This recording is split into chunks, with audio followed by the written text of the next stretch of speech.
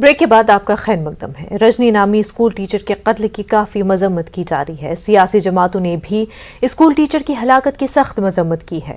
कांग्रेस ने इस हलाकत की मजम्मत करते हुए नॉर्मलसी से मुतल्लिक हुकूमत के दावों पर सवाल उठाए। बीजेपी का कहना है कि इस तरह की हलाकतों को बर्दाश्त नहीं किया जाएगा। और सरकार के एक तरफ से जो दावे हैं कि हालात सामान्य हैं वो दुर्भाग्यपूर्ण हैं।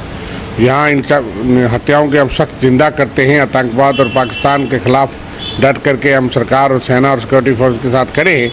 दूसरी तरफ सरकार के खोखले दावे जो है वो रोष प्रकट करते हैं कि सरकार सेंसिटिव नहीं है। अगर इस किस्म के हालात वहाँ 1-1.5 साल से चल रहे हैं, जम्मू के मुलाजिम भी टारगेट हुए, तो सरकार ने कुछ इकदाम उठाने चाहिए कि उन लोगों को सुरक्षित जगह पर तैनात किया जाए, उन लोगों की सुरक्षा की बात पहले की जाए। पुलिस हो, सीआरपी हो, जाके दूसरी बेल्ट फोर्सेस हो, या आर्मी हो, इनका आपस में जो तालमेल बना हुआ है, एक के बाद एक आतंकवादी को ये गिरा रहे हैं। उसी से बौखलाहट में अब इन्होंने ये क्रम जो है वो शुरू किया है। मुझे लगता है कि ये बहुत ही घिनौनी हरकत है और निहत्थे लोगों पर हमला करना और फिर उन्हें मौत के घाट उतारना, ये कायराना बात है। अब इसे ज़्यादा सहन नहीं किया जा सकेगा। पीपल्स कॉन्फ्रेंस के सीनियर नायब सदर अब्दुल गनी वकील ने रजनी बाला के कत्ल की मजम्मत की है। वकील ने कहा कि कोई भी मजहब इस तरह किसी बेगुनाह खातून के कत्ल की इजाजत नहीं देता है। मैं इस वाक़े की अपनी तरफ से और अपनी पार्टी पीपल्स कॉन्फ्रेंस की तरफ से शदीद मजम्मत करता हूँ और उस परिवार के साथ शरीक हूँ इस सदमे में। लेकिन साथ ही मैं सरकार से भी पूछना चाहता हूँ, सरकार कहाँ है? ऐसा लग रहा है कि सरकार सोई हुई है। इससे पहले ही कई दिन एक और अलमिया राहुल भट्ट का हुआ और इसी तरह एक बेटी वहां बडगाम में मारी गई। तो ये क्या है, क्या हो रहा है? सरकार की अकाउंटेबिलिटी है, सरकार खामोश क्यों है? सरकार तहफ्फुज़ देने में नाकाम रही है। तो ये सिलसिला अगर जारी रहा, इस सरकार को कोई हक नहीं है सरकार चलाने का। बीजेपी जम्मू कश्मीर के नायब सदर सूफी मोहम्मद यूसुफ ने कुलगाम में मिलिटेंटों के हाथों रजनी नामी टीचर के कत्ल को पाकिस्तान की बौखलाहट करार देते हुए इसे सिक्योरिटी की चूक भी करार दिया है। अनंतनाग में वज़ीर-ए-आज़म के 8 साल इक़्तिदार मुकम्मल होने के सिलसिले में बीजेपी के इजलास से खिताब के बाद सूफी ने इन बातों का इजहार किया। एडवोकेट सईद वजाहत भी मौजूद रहे।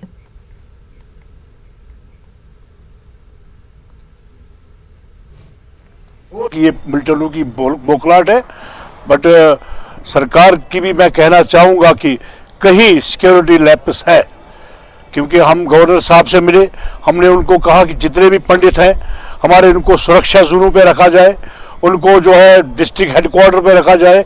अभी भी फार फ्लंग एरियाज में पंडित भाई हमारे रोजगार कमाते हैं, नौकरियां करते हैं। तो मैं मनोज सिन्हा जी से गुजारिश करूँगा, 15 दिन हो गए हैं, अभी आज तक आप लोगों ने इन पंडितों का नहीं सोचा है। तो इसलिए ये मुझे लगता है कि पाकिस्तान की बौखलाहट है। रजनी बाला की हलाकत के खिलाफ सांबा में हजारों लोगों ने एहतजाज किया। उन्होंने इस हलाकत की सख्त मजम्मत की। एहतजाज में पाकिस्तान और मिलिटेंटों के खिलाफ नारेबाजी की। उन्होंने कहा कि इस हलाकत से इंतजामिया को भी सबक सीखने की जरूरत है। एहतजाजों ने कसूरवारों के खिलाफ सख्त कार्रवाई की मांग की है। राजपुरा अवंतीपुरा एनकाउंटर में जैश के 2 मिलिटेंट हलाक हो गए हैं। यह एनकाउंटर कल शाम 6 बजे के करीब उस वक्त शुरू हुआ था जब फोर्सेस ने इलाके में मिलिटेंटों की मौजूदगी की इत्तला पर सर्च ऑपरेशन शुरू किया था। इस दौरान मिलिटेंटों ने फोर्सेस पर फायरिंग की थी। रात भर फायरिंग का सिलसिला दोनों तरफ से जारी रहा और आज सुबह 5 बजे के करीब इन दोनों मिलिटेंटों को हलाक कर दिया गया। उनके कब्जे से 2 AK-47 राइफलें और गोला बारूद जब्त किया गया। मिलिटेंटों की शिनाख्त शाहिद राथर साकिना लरू जागीर त्राल, उमर यूसुफ साकना शोपियां के तौर पर हुई है। पुलिस के मुताबिक शाहिद त्राल में एक खातून और स्कूल मुलाजिम के कत्ल में मुलव्विस था। एनकाउंटर में एक मकान को भी शदीद नुकसान पहुंचा है जहां मिलिटेंट छुपे हुए थे।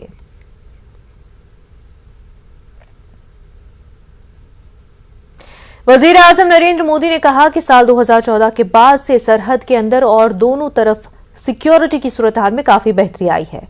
हिमाचल से SKICC श्रीनगर में वर्चुअली एक प्रोग्राम से खिताब करते हुए वज़ीर-ए-आज़म ने कहा कि मुल्क के लोग सर्जिकल स्ट्राइक और एयर स्ट्राइक पर फख्र महसूस करते हैं। उन्होंने कहा कि साल 2014 से पहले अखबारात करप्शन और घोटालों की सुर्खियों से भरे होते थे, लेकिन अब वक्त बदल गया है। वज़ीर-ए-आज़म ने आज गरीब कल्याण सम्मेलन के तहत वर्चुअल मोड पर PRIs और मुतादिद स्कीमों के इस्तिफादा कुनंदगान के साथ बातचीत की। LG मनोज सिन्हा और उनके मुशीर RR भटनागर ने शिरकत की। LG ने कहा कि मरकज की ज्यादातर स्कीमों के निफाज में जम्मू कश्मीर आगे है। LG ने PMAY के 27,000 इस्तिफादा कुनंदगान को 135 करोड़ रुपए बराह रास्त मुंतकिल किए। PM आवास योजना के मुस्तहिकीन में 50,000 रुपए के चेक भी तकसीम किए गए। PRIs ने वज़ीर-ए-आज़म का शुक्रिया अदा किया। देश ने बहुत लंबा सफर तय किया है। 2014 से पहले अखबार की सुर्खियों बनी रहती थी, हेडलाइन बनी रहती थी, टीवी के पर चर्चा होती रहती थी। बात क्या होती थी? बात होती थी लूट और खसोट की बात होती थी, बात होती थी भ्रष्टाचार की, बात होती थी घोटालों की, बात होती थी भाई भतीजेवाद की, बात होती थी अफसरशाही की, बात होती थी अटकी लटकी फटकी योजनाओं की। लेकिन वक्त बदल चुका। आज चर्चा होती है सरकारी योजनाओं से मिलने वाले लाभ की। स्टार्टअप तथा अन्य इंडस्ट्रीज को भी इसके कारण भारी सहयोग मिलने वाला है। किसानों को भी खेती के विविधीकरण में इसके कारण भारी लाभ मिलने वाला है। आज जम्मू कश्मीर प्रशासन ये बात कह सकता है कि आम लोगों को बराबरी का हक दिलाने की संविधान में जो व्यवस्थाएं की गई उन्हें जमीन पर लागू करने की कोशिश की जा रही है। इस तरीके से गरीब कल्याण योजना उन्होंने डायरेक्टली बैंक खातों में ट्रांसफर किया और PM आवास का उन्होंने करीब 27,000 से ज्यादा हमारे LG साहब ने हमारे स्टेट में ट्रांसफर किया। मैं समझता हूँ बहुत अच्छी पहल है। जिस तरीके से डिजिटाइजेशन हो रही है, जिस तरीके से ट्रांसपेरेंसी हो रही है, एक बहुत बड़ी उपलब्धि है। हमको चेक मिला 50,000 का प्रधानमंत्री योजना के तहत, तो हम बहुत शुक्रगुजार है अपनी सरकार के। इसको हमने बहुत मदद की हमारी। वज़ीर-ए-आज़म के खिताब को कुपवाड़ा जिले में भी सुना गया। DC कॉम्प्लेक्स में इसी सिलसिले में एक तक़रीब का इनेकाद किया गया था। बड़ी तादाद में लोगों ने शिरकत की और वज़ीर-ए-आज़म मोदी का खिताब बराह रास्त सुना। डिप्टी कमिश्नर खालिद जहांगीर के अलावा PRIs, सरपंचों और पंचों ने शिरकत की। लोगों के मोदी के इस इक़दाम की सताइश की। उन्होंने कहा कि मरकजी सरकार की जानिब से जारी स्कीमों से अवाम को फायदा मिल रहा है। बहुत अच्छा काम है क्योंकि हम आमने सामने देख रहे हैं और उसकी जो बात हम सुन रहे हैं। हम पंचायत के वार्ड मेंबर है ब्लॉक कलारू से हल्का कानीपुरा से, तो हम जो भी ये बात सुनेंगे ये हम अपने जो भी परिवार है आगे उन तक पहुँचाएंगे। PMAY उस हवाले से जो जानकारियां दी जा रही है और जितना भी हमारे मुल्क में लोगों को जो सेंट्रल स्पॉन्सर्ड स्कीमों के तहत जो फायदा लाभ मिल रहा है, पूरे मुल्क के साथ साथ हमारे जिले के भी लोग, चाहे आला अदाकारी हो, डिस्ट्रिक्ट एडमिनिस्ट्रेशन के लोग हो, चाहे हमारे PRI मेंबर्स हो, चाहे हमारे जो यहाँ पे जो BDC सरपंच साहबान, सब लोग यहाँ पर बेसब्री के साथ अपने वज़ीर-ए-आज़म का जो खिताब है वो सुन रहे हैं। वक्त हो गया एक छोटे से ब्रेक का, जल्द होंगे हाजिर।